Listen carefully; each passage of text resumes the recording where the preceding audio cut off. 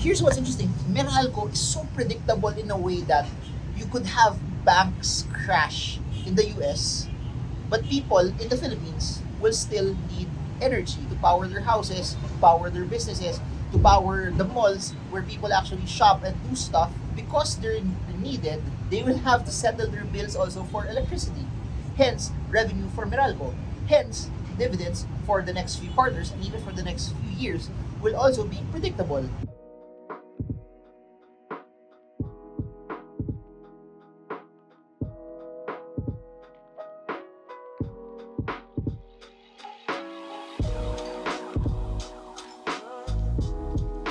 Hey guys, you know what's so interesting right now? If you try to look at it and analyze it from a perspective of what's going on in the world, and you try to zoom in to the Philippines, and you try to zoom even closer to dividend stocks, it's quite fascinating and quite interesting. Why? You can actually compare Philippine stocks slash the ones that give dividends versus other dividend stocks in like developed markets or in US.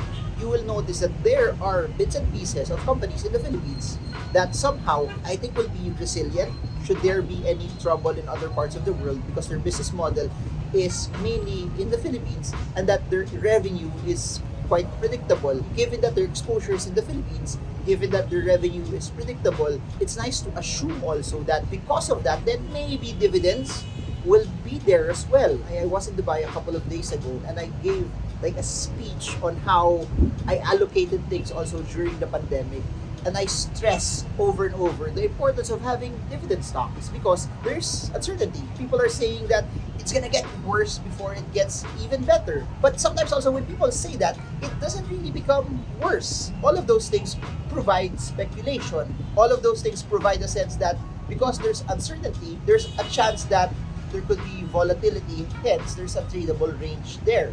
However, also if you're looking at it from a perspective of you don't know how the future will be and you don't want to guess, that's where dividend investing makes it so simple. Why? Because as long as the companies that you own, that you like, that you're building a base on, is not affected, the dividend yield that they're giving is quite good, then it doesn't become so speculative because you know, in the midst of all of the uncertainty, you'll get dividends. Also have the ability to be able to get cash flow.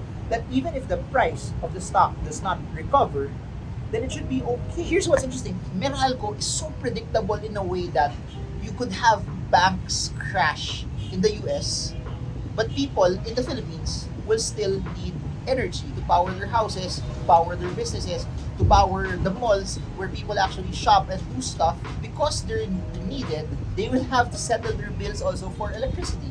Hence, revenue for Meralco. Hence, dividends for the next few quarters and even for the next few years will also be predictable.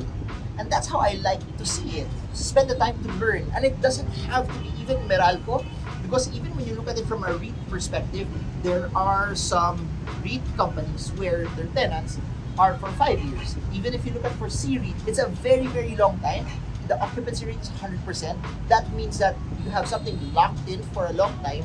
You have rents that will be there for a long time, hence the predictability of the dividends. As we approach uncertain times, I don't know if that uncertainty will be part of the new normal, that there will be uncertainty at every moment, but I think people should embrace it.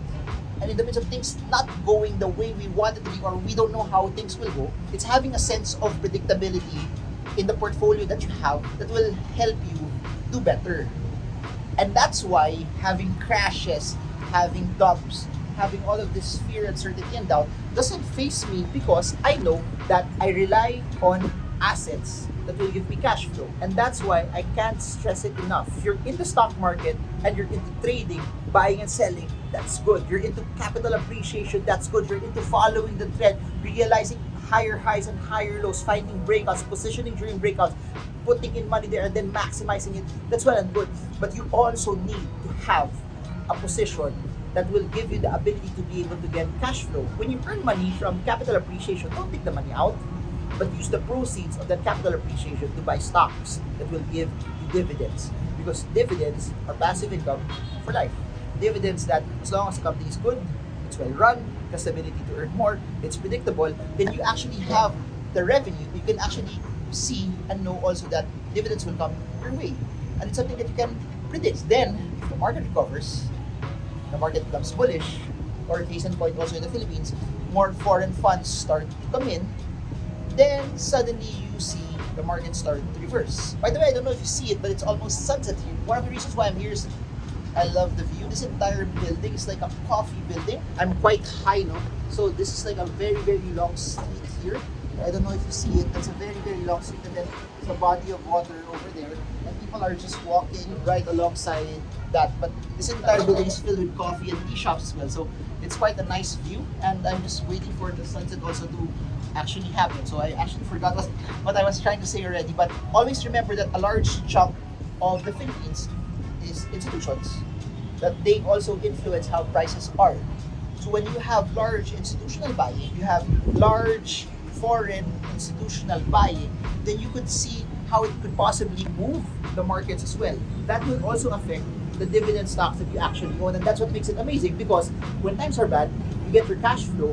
When things get bullish, everyone, majority of the stocks in the market, especially the ones that are good, will also experience capital appreciation because people will be buying them, or people or institutions will be buying them higher as well. Build a base right now on dividend stocks that you know, primarily because of the cash flow that you can get from them, primarily because the businesses that they have is really, really good. When the market becomes better, whatever upside, whatever capital appreciation that you get, that will be a bonus from it. And you know what's interesting about that? You're not guessing, you're not speculating, you're not trying to see, you're not wishing or hoping that will the price go up or not. You're not thinking or hoping of all of that. That's not part of your agenda. That's not part of what you're actually looking for. That's not part of it. But it just becomes a bonus for you already. I created a list before of some stocks that gave good dividends, but you can check out REITs, from A REIT to M REIT to RCR to C REIT, or you could also go companies that people use like PLDT, like Globe, like Meralco, but do your own due diligence. And it doesn't matter, even if I place some stocks there, please research it on your own. Please take the time to study. Please take the time to learn, because ultimately, you doing the math, you doing the numbers, and you trying to learn it on your own, that's what will give you conviction. And you can't gain conviction just because you watch a marvingermo video. You can't gain conviction just because you read all of my books or attended my seminars. That's not where conviction comes from. Conviction comes from having skin in the game, putting in money, and also gaining the experience maybe from losses. But above and beyond that, iba yung matututunan nyo when you actually have money there, and you're actually not just experiencing the gains or the losses, but you're also in the thick of it, that if it goes wrong, it also will hit you from an emotional perspective. When it goes well, it also will hit you from an emotional perspective. But that's where you also get to learn. And that's where you get to form a set of skills. Dividend stocks are a good way for you to get cash flow. But while receiving that cash flow, if the company is good and the market turns bullish, you get to also have the ability to have capital appreciation as a bonus without speculating, without guessing. If you have questions, put it down below. Marvingermo, I hope this video helps you trade well, trade strong, trade smart. See you all again soon. God bless you all.